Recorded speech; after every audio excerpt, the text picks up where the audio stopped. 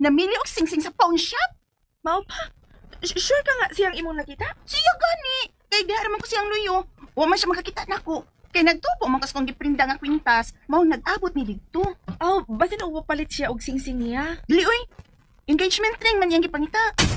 Engagement ring? O lagi. Nakadungog baya gyud ko. Ay, mo propose na siya nimo, girl. Kaha? Gusto ka kasi imong una girl? Gusto mo lang? Alangan, kinsa mo diyang tagaan na tabi? Lain sa kay sa laing babae siya mo propose nga ikaw mo yang uyab. Ikaw gid no, pilosopa ka ha. Just telling the truth, girl. Ay, kalamay sa smile. Excited na yun. Ay, saba, uy, mauota. Makadungog yan ang atong mga marites nga kaupan. Why? Keber.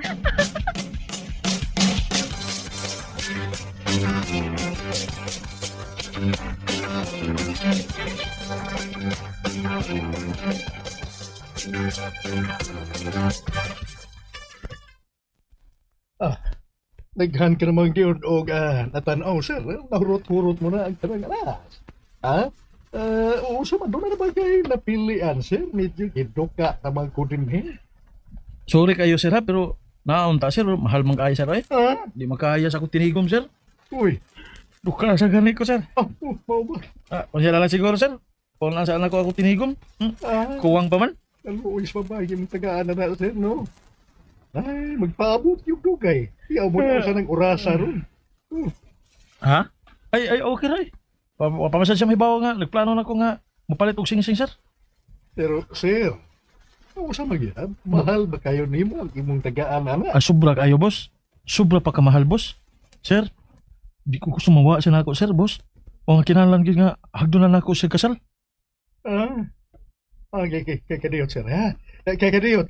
Ay. Kadiyot ako'y tinipigan din eh. Kadiyot ako'y kuhaon. Gido. Ha?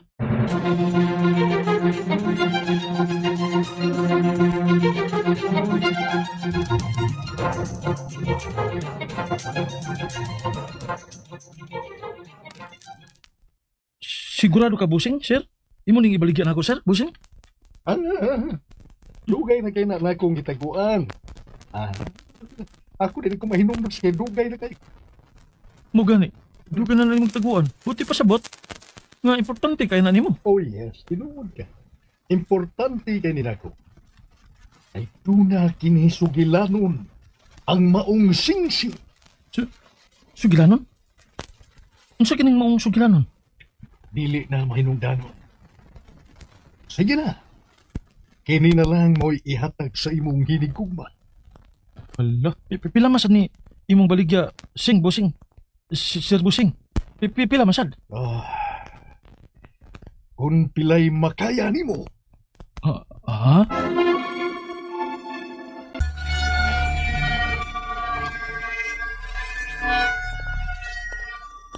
Bye, girl. Amping, ha? Salamat. Ikaw sab. Amping yun ka. Kasluno na ra ba ka po? Uy, ikaw ba? Ay, sige, sabaan na, uy. Narabay giingon nga, masuhong ko, no? Sige, kag una-una hisgot, anong sa kasal din. Uroy, tuom ka ng suhong-suhong, uy. Kung kaslon yun. O kung dili, aslon. Ikaw ba? Likoy dyan ka ikaw, uy. Lakaw na, uy. Kaya maglisod na kag sakay karon. Kaya ako, magpaabot ako si Mon. Okay. Sige na. Bye na yun. Hoy, balita ibigit ko, ha? Kasala na yun. Uy, ikaw pa. Ano ka sa paano? Bye. Okay, bye, girl.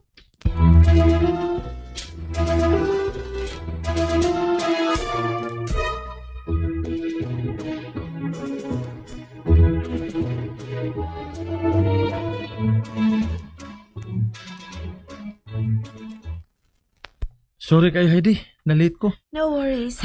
Dili masaka pirmi nga malate good. Karon raman. Sorry kaya. Nalakoy nalanganan. Wala ka masuko? Nga na masuko ba ko? I'm sure nagyo na rason kung nga nalangay ka, di ba? So, wala problema. Ang importante nga ni ka. Salamat kung wag ka masuko. So, let's go. Mahapit sa tag restaurant.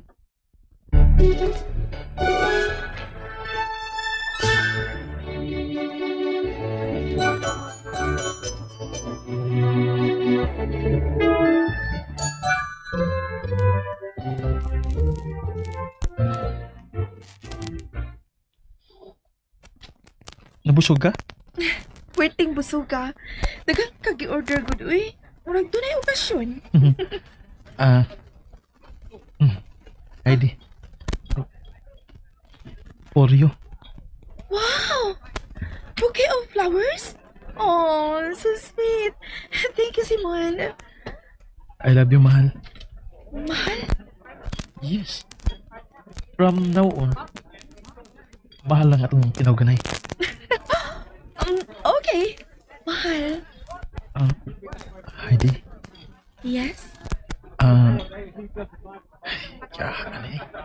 Hindi mo ko makasulti. Mahal? May problema ba? Ha?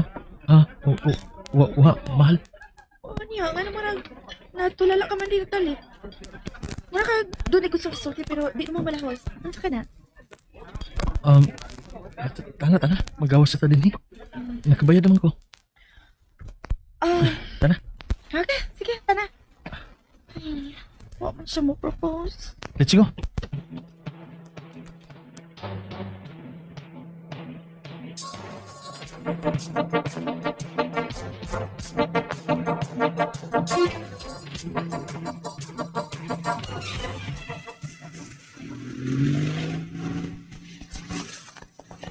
Mahal, pwedeng dili lang sa tika iuli sa inyo?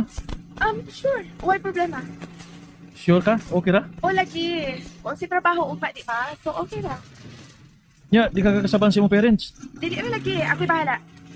Sige, tara. Asa ka ta?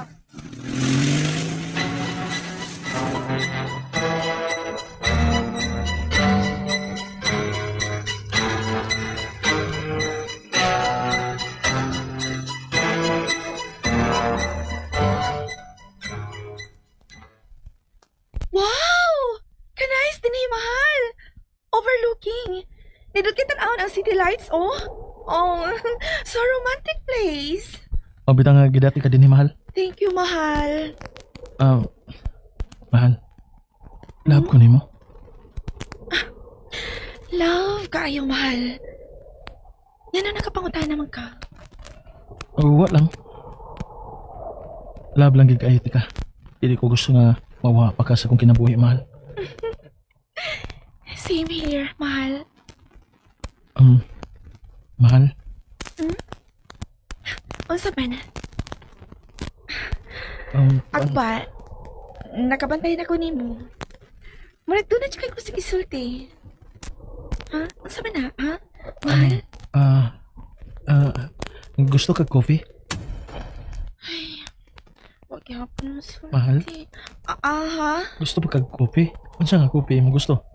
Hot lang kay bugnaw man kay dinhi. Oh, tawang hangin oh. Oo, tawang hangin oh. Tugnawag yun. Unsa man? Okay, sige. Cafe latte na lang. Okay, sige, diya sa ka ha. Mag-order sa ko. Tawag ka na pas maritis eh.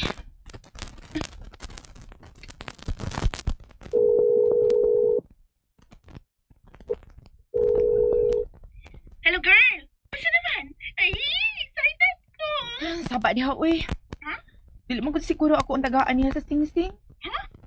Pero na kaingon mag-aana? Wa man gud mag-propose good. Wagin mo sulti kaniha pa. Bisan asa na lang ko niya gida. Una, dito sa restaurant. Karon, nadiri ani yung coffee shop nga overlooking. O maghapoy kisulti, uy. Ano? Alan, no? Mauna, nasayo pra kasi mo pagtuo. Mauna, diha, ikaw manggod, nag-una-una ka manggod. Disappoint nung ko.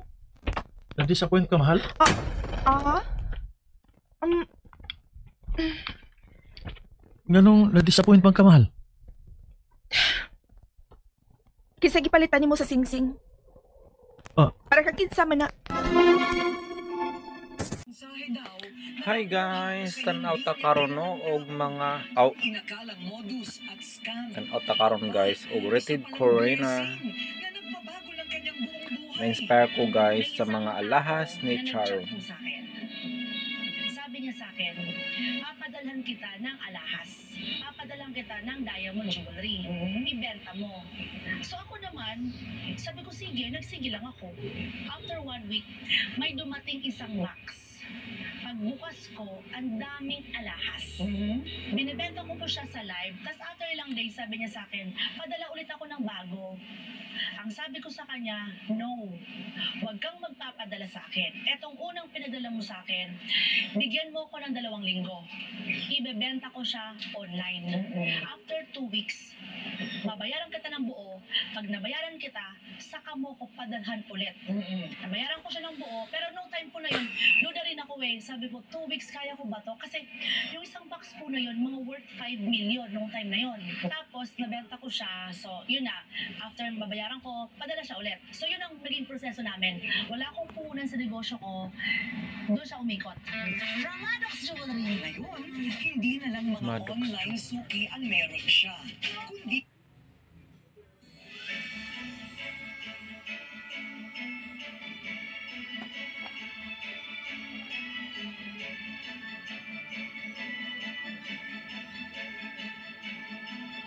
Grabe yung kwento nga success guys, kaya wala siya kwartang nga puhunan no. confirm agad ang payments. Self-stock lang yun ang iyahang puhunan. Payments you can hear. Payment received. Entering your easy era. G with Gcash something. Now I hear it when they pay.